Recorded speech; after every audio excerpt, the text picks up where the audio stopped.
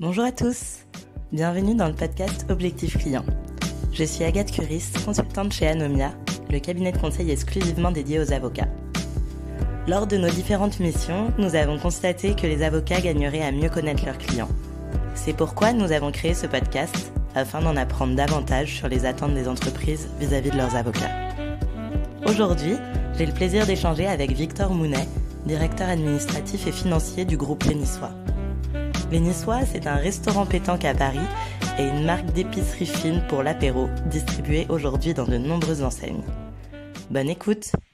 Victor Mounet, bonjour. Merci beaucoup d'avoir accepté notre invitation dans ce podcast Objectif Client. Alors Victor, toi, tu baignes un peu dans les milieux de la restauration, de la food, etc. Est-ce que tu peux nous en dire un petit peu plus sur ton parcours? Exactement. Donc, je suis Victor Mounet, j'ai 30 ans maintenant. Ça fait 8 ans que je travaille pour le groupe Les Niçois, groupe de restauration et d'épicerie fine. Mon parcours est assez spécialisé, on va dire.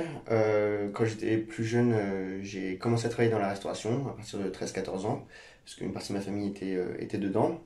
J'ai toujours continué mon parcours d'études dans le classique, on va dire, un bac, puis une école de commerce, spécialisation entrepreneuriat, mais toujours avec l'objectif de travailler dans la restauration. Et en fin de cursus, j'ai rencontré les fondateurs des Niçois, Luc Sananès et Olivier Quigny, et ça fait maintenant 8 ans qu'on s'accompagne mutuellement, et je suis actuellement directeur administratif et financier du groupe. Ok, très bien, merci. Alors, en tant que directeur administratif et financier, c'est toi, d'après ce que j'ai compris, et c'est pourquoi tu es là aujourd'hui, qui gère toutes les problématiques juridiques du groupe. Peut-être avant d'ailleurs qu'on rentre dans le vif du sujet sur les problématiques juridiques, tu peux peut-être nous dépeindre un petit peu le groupe Les Niçois, le type d'activité que vous avez, etc. Bien sûr, le groupe Les Niçois, on a ouvert notre premier restaurant en janvier 2014.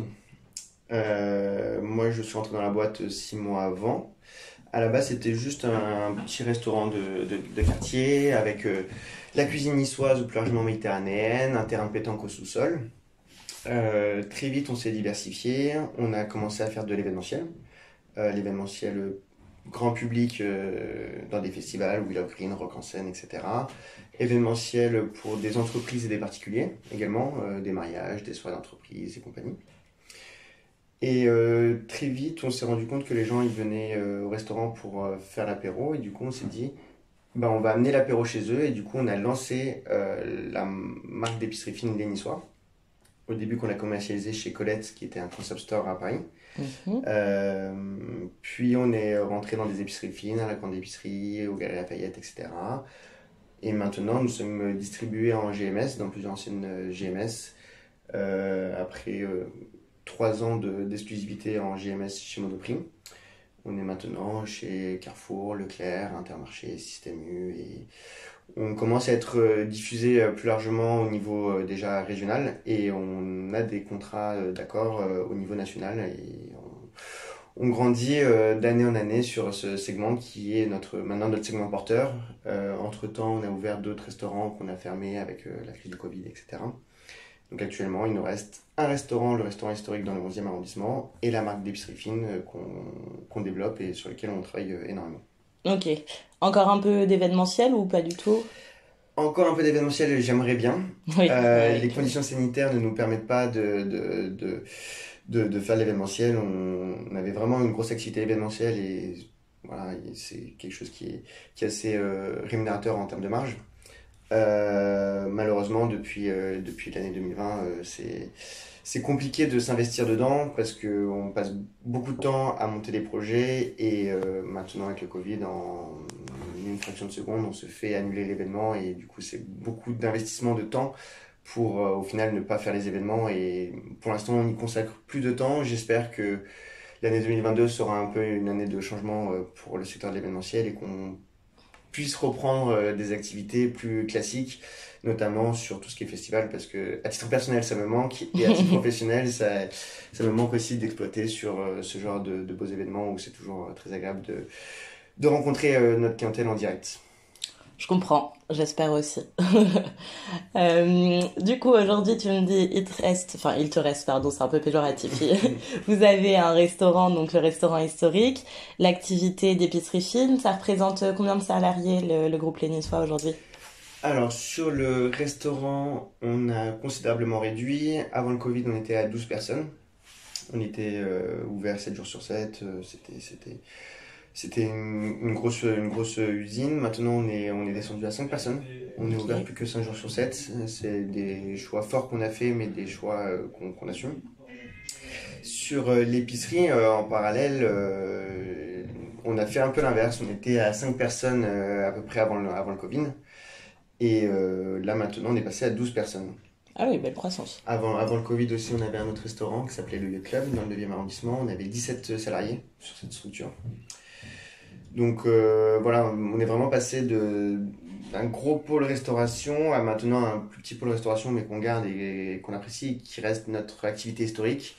Mais par contre, on se développe considérablement sur l'épicerie. J'ai encore recruté une nouvelle personne début janvier. J'ai une ou deux nouvelles arrivées en février sur l'activité d'épicerie. Donc c'est vraiment notre secteur porteur. Très bien. Ouais, du coup, ces différentes fluctuations dont tu me parles entre les changements d'activité principale, on va dire, et donc je suppose, ce que tu nous disais à l'instant, que ça implique beaucoup de changements de salariés, d'embauche ou de séparation, malheureusement parfois.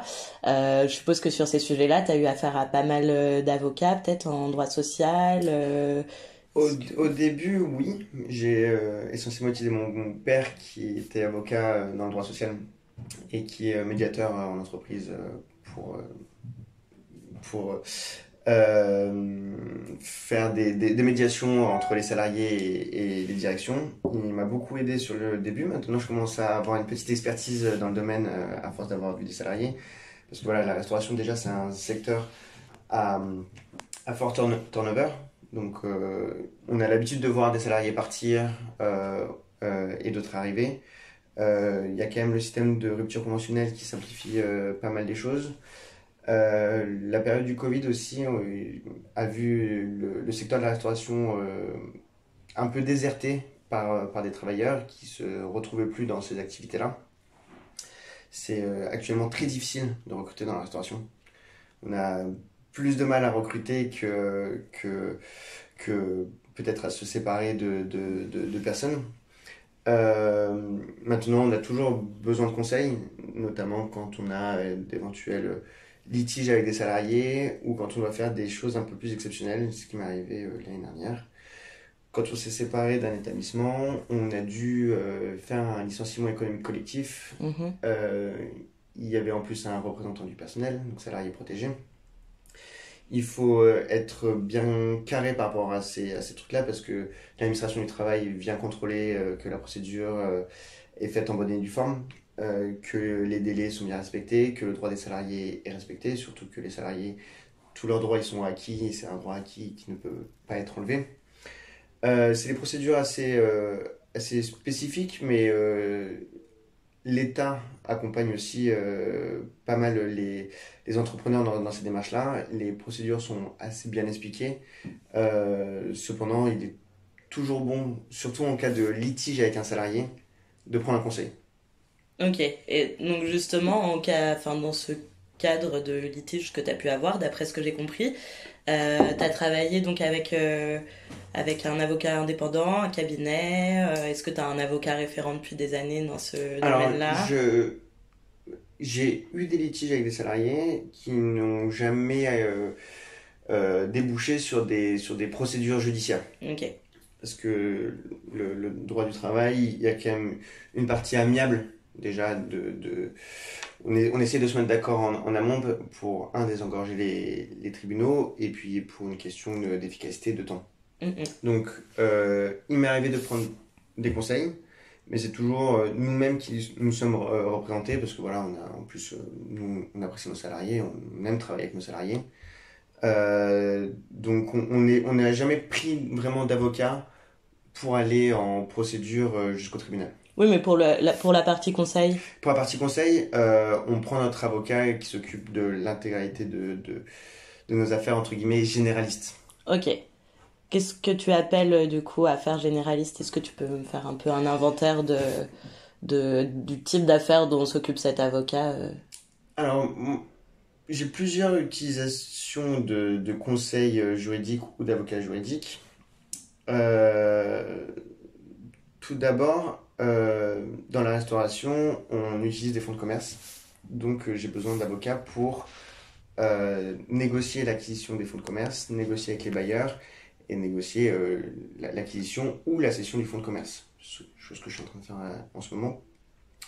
Donc ça, c'est quand même une assez grosse partie parce que les fonds de commerce, et notamment à Paris, c'est quelque chose qui a une certaine valeur et on ne peut pas faire n'importe quoi. C'est des procédures qui sont longues, il faut bien mener sa barque, il faut bien négocier. Les avocats négocient entre eux et, euh, et Qu'est-ce que nous, tu entends par les avocats négocier entre eux? toujours quand on achète un fonds de commerce, il y a la partie qui vend, la partie qui souhaite acheter. Mhm.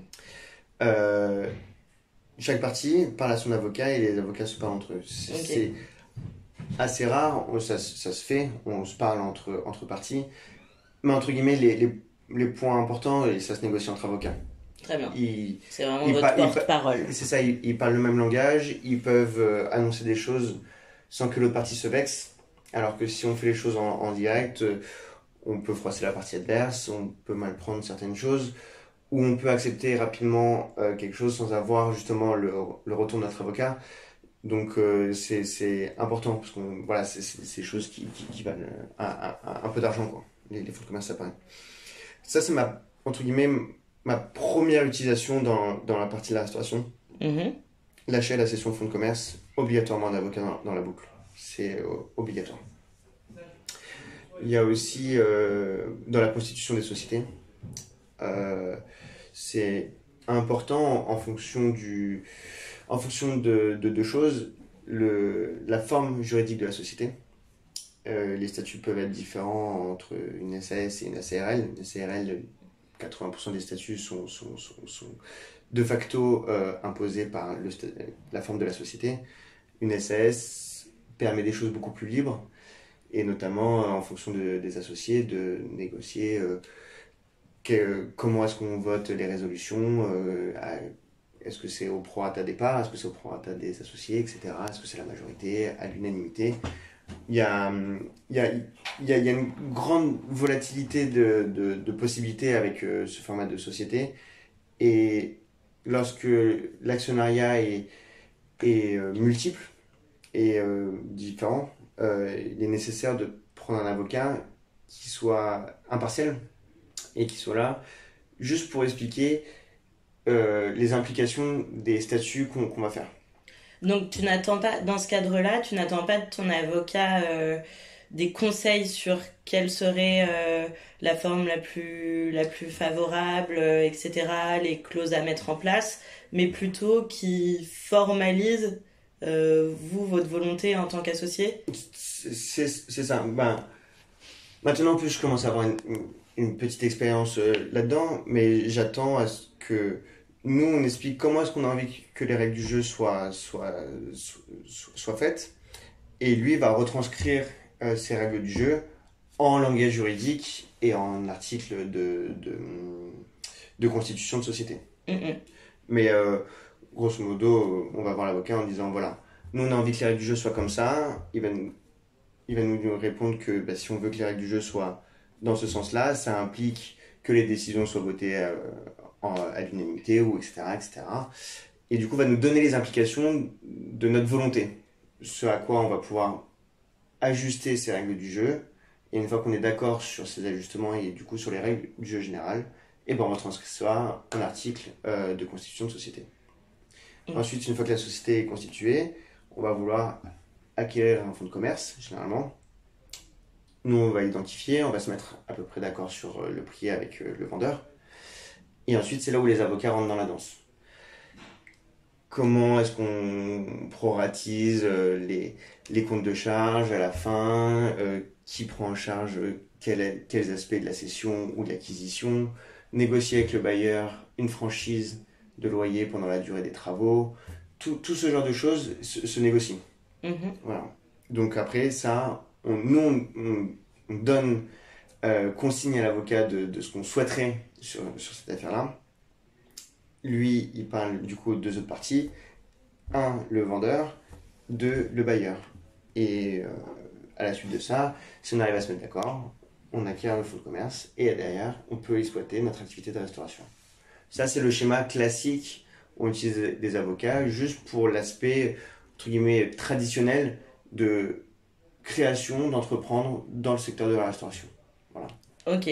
Et sur cet aspect-là, enfin sur ces aspects-là, tu utilises toujours, enfin tu fais toujours appel au même avocat ou Tout à fait. comment ça fonctionne? C'est le fameux avocat dont tu nous parlais tout à l'heure qui s'occupe un peu de toutes vos affaires C'est ça, généralistes. de toutes nos affaires. Donc, elle a plusieurs spécialisations. Elle, elle aime bien faire c'est une femme, elle aime bien faire des dossiers différents. Elle fait aussi un peu de pénal, etc. Euh, on est vraiment satisfait on parle franchement, voilà, il n'y a pas de langue de bois, parce que voilà, nous, c'est comme quand on va voir le médecin un peu. Faut qu'ils nous disent, ça c'est bien, ça c'est pas bien, là tu vas pas dans la bonne direction. Ça c'est des choses qui sont importantes pour nous, parce que voilà, c'est de l'ordre du privé. Et après, elle sait aussi nous défendre bec et ongles devant les parties adverses. Et voilà, ça se passe hyper bien, quoi. On se dit les choses franchement, et c'est toujours agréable. Et du coup, c'est une personne qu'on utilise depuis longtemps, et que j'espère on continuera d'utiliser pendant très longtemps. Donc toi, un de tes critères, ce que je comprends là dans ce que tu me dis, un de tes critères dans le choix de ton avocat, enfin ou en tout cas dans le maintien de ta relation avec ton avocat, c'est quand même que au-delà de retranscrire les règles du jeu dont tu nous parlais tout à l'heure, qu'il puisse avoir un œil critique aussi sur justement les règles du jeu dont tu as envie et te dire là tu fais fausse route, Oui, enfin voilà, qu'il puisse vraiment te conseiller. Et puis j'ai quelques exemples qui viennent en tête, mais parfois on souhaite acquérir un fonds de commerce. Euh, on décide de dire, bah voilà, pour l'acquisition de ce fonds de commerce-là, j'aimerais X, Y, enfin bref, des conditions, et parfois elle nous dit tout simplement, mais vous délirez. Voilà. Et parce qu'elle est très réaliste, elle sait ce qui est faisable, ce qui est de l'ordre de la faisabilité, ce qui est de l'ordre de l'entendable, et ce qui est complètement délirant. Et parfois elle nous dit, vous êtes dans la catégorie délirante, revenez un peu sur Terre. Et voilà, il faut travailler en toute franchise, comme aussi il faut être très franc sur la facturation. Voilà. Moi j'aime bien quand j'ouvre un dossier, il y a une lettre de mission qui est faite, même si c'est pas toujours formalisé parfaitement, mais je t'amène en disant, bah voilà, dans ce dossier-là, il y a ça à faire, voici les échéances, voici ce que je vous propose comme honoraire. Voilà. Et on sait à quoi s'attendre. Les facturations, voilà, à l'heure, ou etc. Nous, on a eu ces expériences-là au tout début des Niçois, on n'avait pas ce conseil-là. On peut être très vite surpris dans le mauvais sens. Moi, j'aime bien quand j'ouvre un dossier de litige, ça m'est arrivé aussi d'être au tribunal avec des fournisseurs ou quoi. Voilà, le dossier, ça te coûte 1500 € hors taxe, 1500 € hors taxe, on sait à quoi s'attendre. Le dossier, il est défendu, 1500 €. Si jamais le dossier, il est prolongé, etc., bah, on a un mail en disant, bah voilà, au vu de l'ampleur du dossier, au vu de la tournure, au vu des nouvelles échéances qui vont arriver, et voilà, il va falloir que je refacture en plus des honoraires de X euros. Mais voilà, au moins les choses sont annoncées et pas a posteriori. Ça c'est pas important parce que en tant que DAF, j'ai la fonction du coup administrative et juridique. J'ai aussi la vision financière. J'aime savoir où je mets les pieds. Et quand on ouvre des procédures d'acquisition, on a envie de savoir combien ça va nous coûter. Quand on ouvre des procédures de litige, on a envie de savoir combien ça va nous coûter parce que déjà on a là entre guillemets, un litige, donc une possibilité de perte sur un dossier.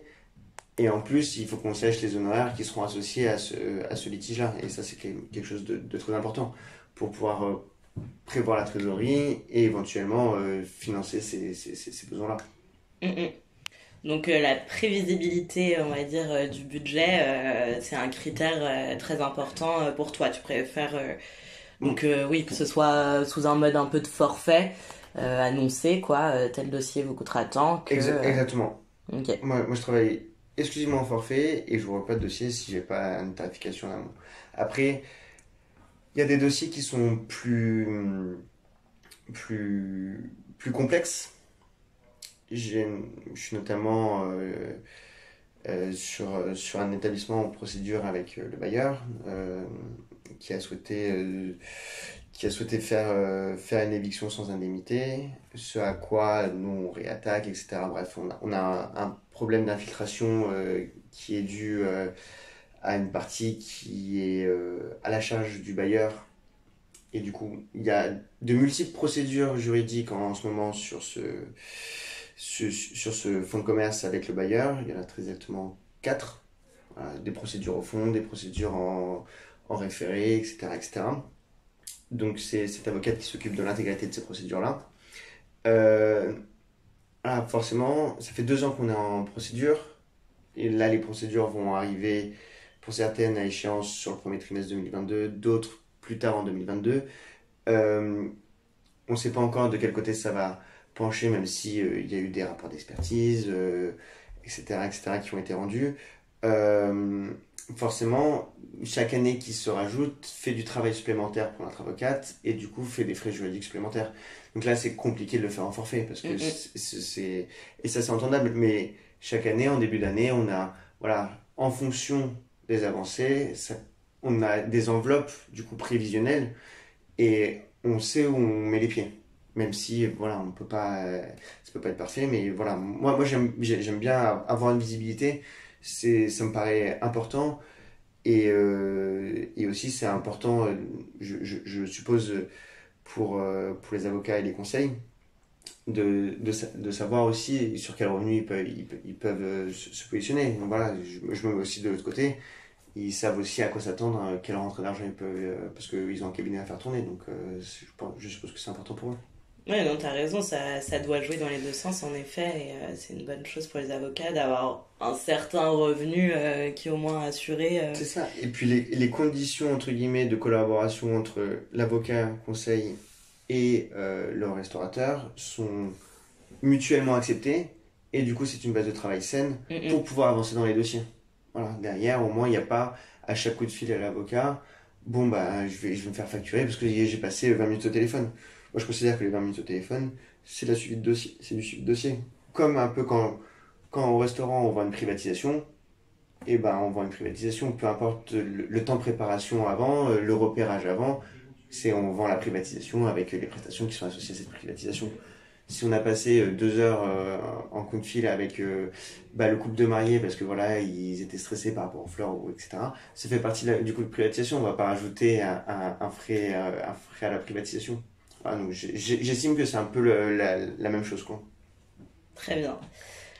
Et cette avocate avec qui vous travaillez donc, depuis un certain nombre d'années pour Mhm. vos affaires, je dirais, courantes, entre guillemets, vous l'avez choisie comment? Vous la connaissez comment? Elle est venue à vous?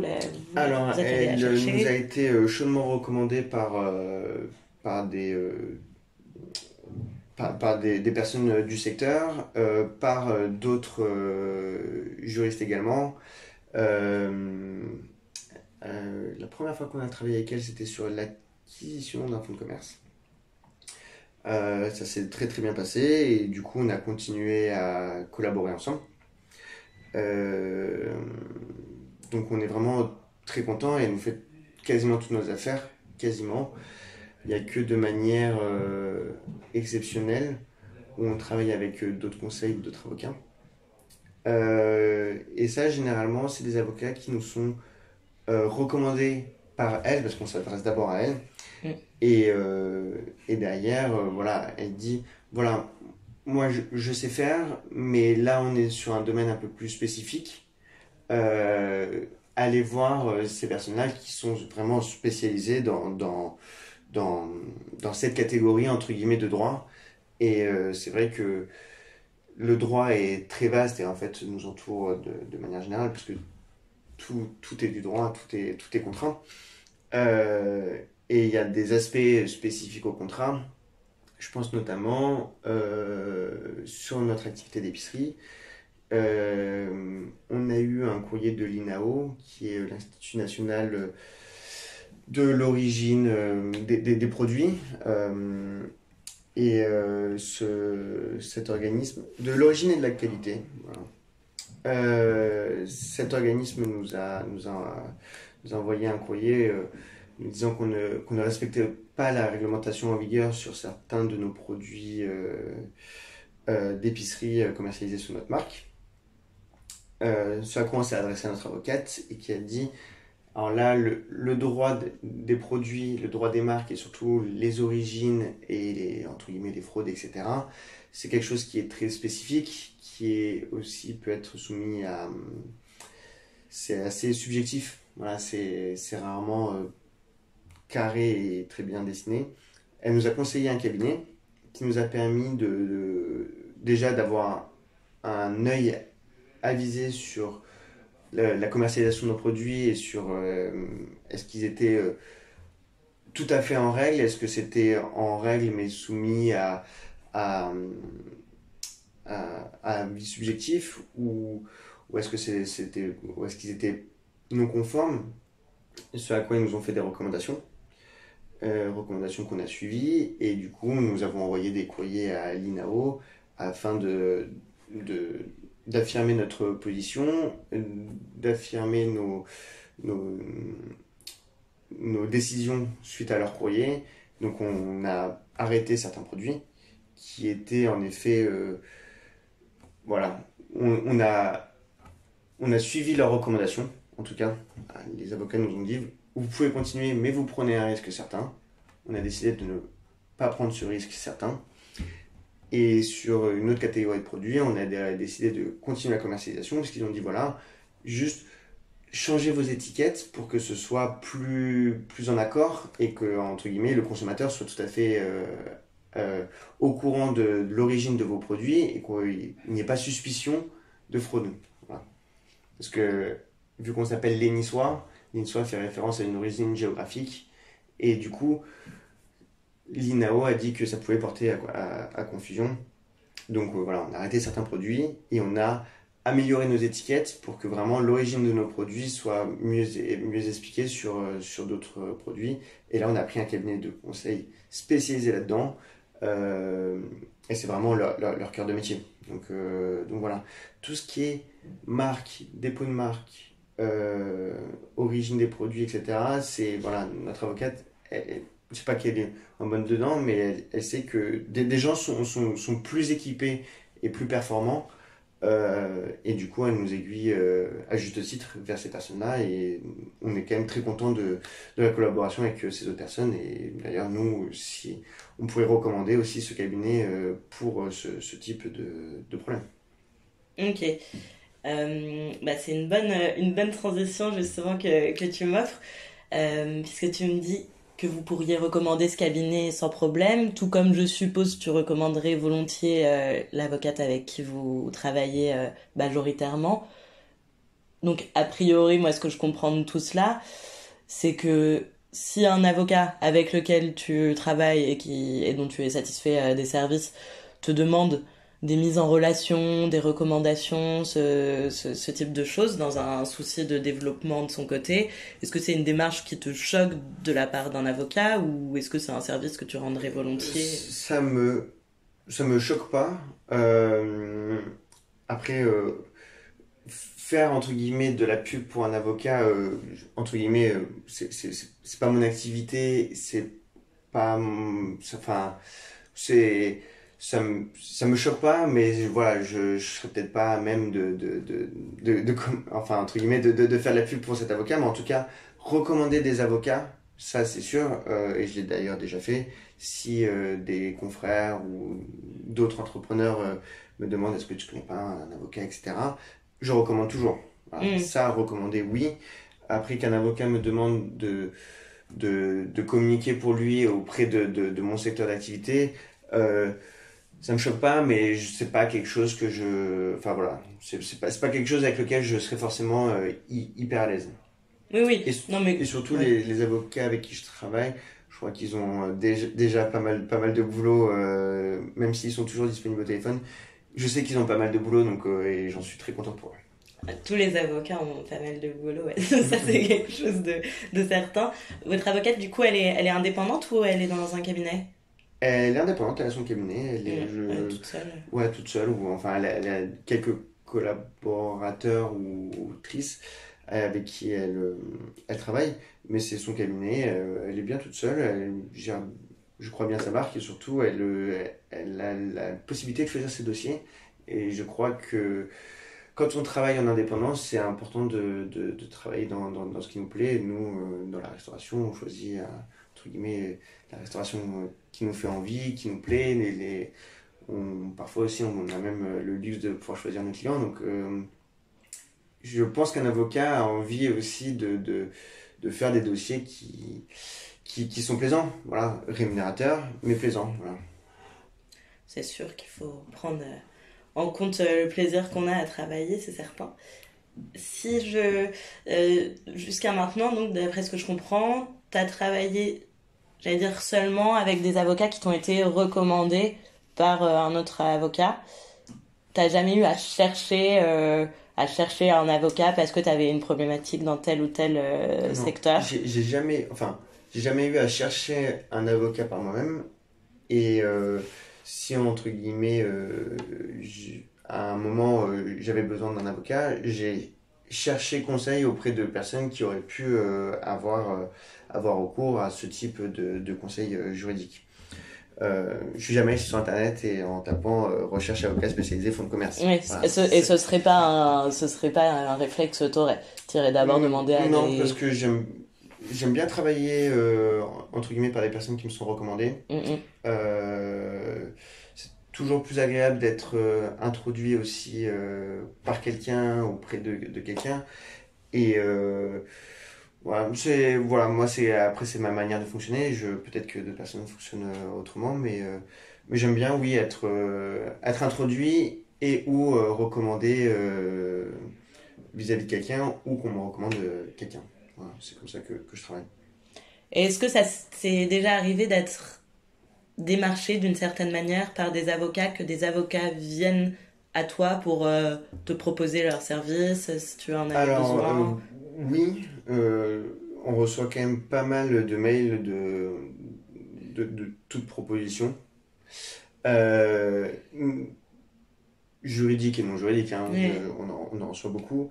Dans le domaine du juridique, c'est pas les majorités, mais on en reçoit. Euh, J'y prête peu attention. Il y a beaucoup d'ailleurs de mails qui sont assez farfelus.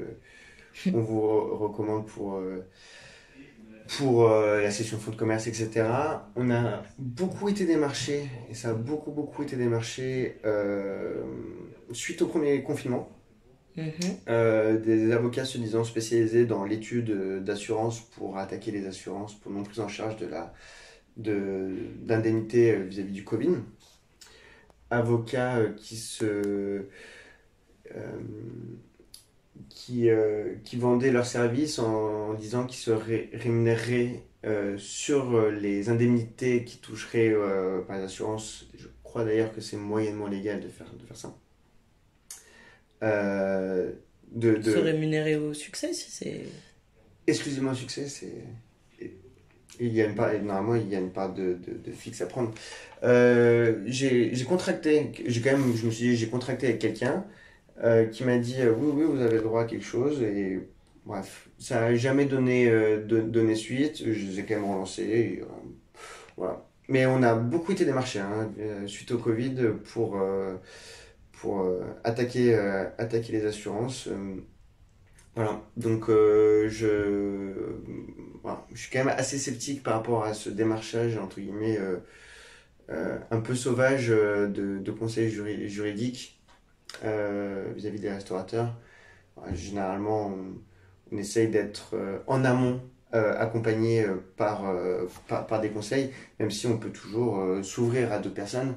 Mais je pense pas que le démarchage par mail un peu sauvage soit du meilleur effet, entre guillemets.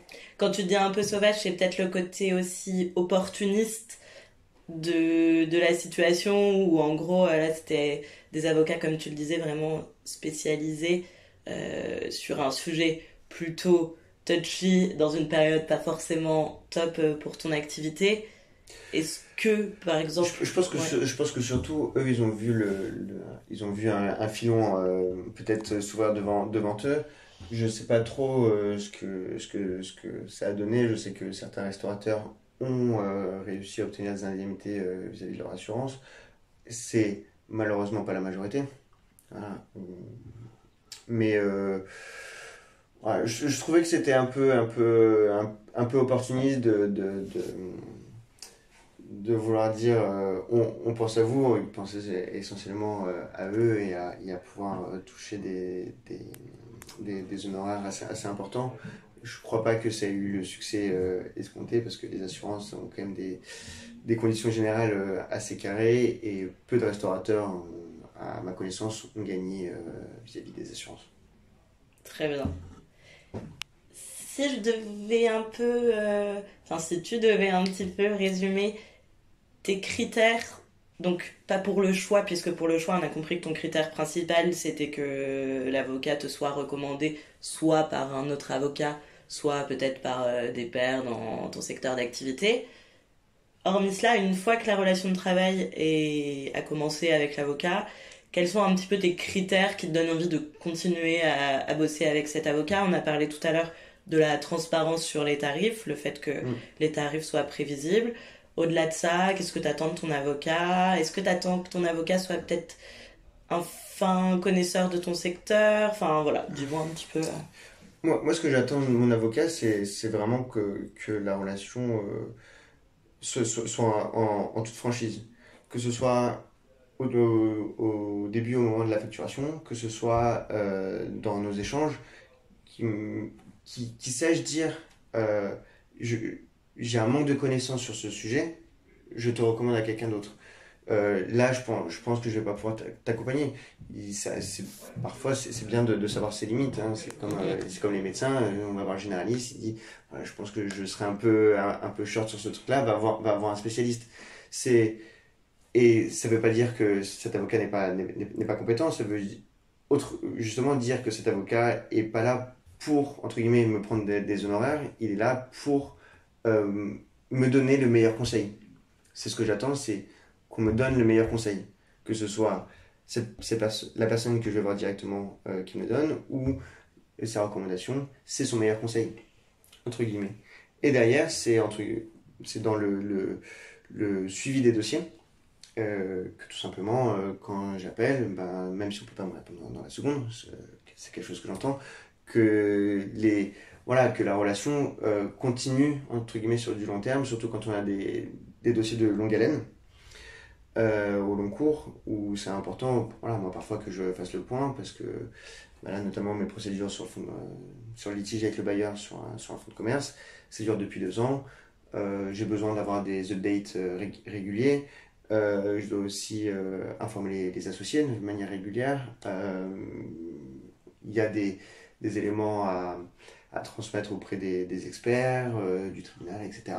Donc c'est important qu'on ait une communication régulière. Je ne dis pas qu'on s'appelle tous les jours, mais voilà, qu'on sache suivre les dossiers, que quand j'envoie un mail, je sois répondu dans les 24-48 heures, enfin voilà, dans des délais acceptables. Voilà, moi c'est ça que j'ai envie. Ou parfois quand on ne peut pas me répondre, parce que ben, l'avocat est pris sur un autre dossier, etc., qu'on me dise, ben voilà, je te recontacte dans une semaine. Ouais, moi c'est vraiment la franchise dans les échanges. Que ce soit au moment de la facturation, au moment où on définisse les critères de la mission ou l'incapacité, entre guillemets, du conseil à me conseiller sur cette mission, et dans ce cas-là, qui me recommande à quelqu'un d'autre. Voilà, c'est la franchise. Il faut que ce soit. C'est le parallèle que j'ai fait tout à l'heure. Comme chez le médecin, où on se met un peu à nu. Là, c'est pareil, chez un avocat, on se met un peu à nu, on explique nos problèmes ou nos envies ou nos volontés. Et derrière, voilà, il faut qu'on soit, un, écouté et deux, conseillé de la meilleure manière et dans notre intérêt à nous. Voilà, parce qu'à la fin, certes, on paye des honoraires, mais c'est toujours dans l'intérêt du client, je pense. Donc, c'est la franchise dans les échanges. Donc la franchise, la bonne communication. Justement, sur ce point de communication, toi, d'après ce que j'ai compris, tu privilégies le téléphone ou qu'est-ce que tu préfères? Alors, il y a toujours une partie à l'écrit dans ce que je fais. Également aussi pour les avocats, parce qu'un écrit, ça reste. Un écrit, ça reste. Donc, toujours quand il y a un échange téléphonique avec à la fin des décisions, etc., il y a toujours un petit récap par mail. Voilà, on peut parler une demi-heure au téléphone et le mail, il peut faire 2 lignes. Voilà, c'est juste, je, je te confirme que nous souhaitons acquérir ce fonds de commerce, je te confirme que nous souhaitons abandonner le projet, je te confirme que nous souhaitons porter procédure ou quoi aux caisses. Mais toujours, ça se termine par un écrit, parce que voilà, il faut donner toujours accord ou affirmer sa position par écrit, on en discute par téléphone, on affirme par écrit. Voilà. Moi, c'est comme ça que j'aime travailler, et puis ça permet voilà. Au moins, les choses sont véritablement marquées, et il y a pas, je me souviens pas, etc. Pas de mauvaise surprise. Exactement. Très bien. Et jusqu'à maintenant, les avocats avec qui tu as pu travailler, est-ce que tu as la sensation qu'ils sont assez au fait des enjeux business d'une entreprise et donc des effets juridiques parfois de temps en temps? Mais est-ce que tu as l'impression qu'ils ont une assez bonne compréhension du business, de ton activité, etc.? Euh, alors, les avocats sont eux-mêmes chefs d'entreprise et businessmen. Ah bah ça, ouais, Businesswomen. si tu as... Donc en fait, c'est des entrepreneurs comme les autres. Ils facturent des honoraires comme les autres, comme nous on facture des prestations, des repas, etc. Euh, donc en fait, un avocat qui aurait pas une vision business, enfin c'est pas en tout cas un avocat indépendant qui a son entreprise. Voilà. Ou ce serait quelqu'un qui penserait que à lui. Si on y va en tant qu'entrepreneur, en tant que restaurateur ou en tant qu'entrepreneur, c'est justement pour avoir des conseils pour soit développer notre business, soit sauvegarder notre business face à des litiges, de la concurrence, etc. Mais pour moi, un avocat a une vision business. Enfin, en tout cas, je connais pas d'avocat qui a pas de vision business et son intérêt, c'est de prendre des honoraires, certes, mais d'aller avant tout dans l'intérêt de son client. Et si son client peut économiser une certaine somme lors de l'acquisition, lors de la cession d'un fonds de commerce, dans un litige avec un fournisseur ou un salarié, etc., il le fera. Voilà, il le fera. Aussi, l'avocat, il est là pour dire, là, le deal qu'on te propose, c'est un peu le meilleur deal et c'est le bon moment pour l'accepter. Donc, pour moi, l'avocat, il doit avoir une vision business, même si parfois, il va dire, bah voilà, ça c'est le meilleur deal, tu pourras pas avoir mieux. Le deal n'est pas l'avantage de mon entreprise, mais on fait pas toujours comme on peut au mieux, quoi. Très bien. Donc, jusqu'à maintenant, tu as plutôt été satisfait de la compréhension des avocats avec qui tu bosses de tes enjeux. Oui, oui, oui. Super. Oui. Peut-être une dernière question, enfin, tu me diras après s'il y a d'autres messages que tu veux transmettre. Mais est-ce que tu aurais des recommandations à faire aux avocats sur la manière de travailler avec ces entreprises? Est-ce que tu as déjà eu des déceptions, des déconvenues en travaillant avec des avocats ou peut-être tu décèles 2-3 points qui pourraient être améliorés dans la manière de collaborer avec leurs clients? Je me permettrai pas de donner des conseils aux avocats. Ce que je peux dire, et je l'ai déjà évoqué tout à l'heure, moi ce que j'aime en tant que client des avocats dans n'importe quel dossier, c'est la franchise et la clarté et qu'on sache où on avance. C'est-à-dire, tel dossier, ça va prendre à peu près telle durée. Voilà, personne n'est parfait, hein, c'est pas une science exacte. Ça va coûter X euros en honoraire, en tout cas je propose X euros en honoraire, ça va coûter X euros, enfin X temps, et voici, entre guillemets, les gains ou les pertes potentielles. Avoir une feuille de mission, une feuille de route claire dès le début, pour moi c'est l'essentiel, et derrière qu'on parle véritablement entre nous, et derrière les négociations avec les parties adverses, voilà, je les laisse à la discrétion de l'avocat et je m'en mêle pas. Moi, voilà, la recommandation que je pourrais faire aux avocats, c'est vraiment d'être hyper clair avec leurs clients et de pas faire en sorte qu'ils aient un sentiment amer avec des mauvaises surprises. Voilà. C'est la seule recommandation que je me permettrais de faire aux avocats. Très bien. Eh bien, écoute, Victor, je te remercie beaucoup Merci à toi, Agathe. pour ton intervention. Et puis, longue vie aux Niçois. Merci, on leur souhaite. Au revoir. Merci, au revoir. Et voilà pour cet épisode. Merci de l'avoir écouté. Je vous invite à retrouver l'ensemble de nos contenus sur le site d'Anomia, www.anomia.fr. À bientôt.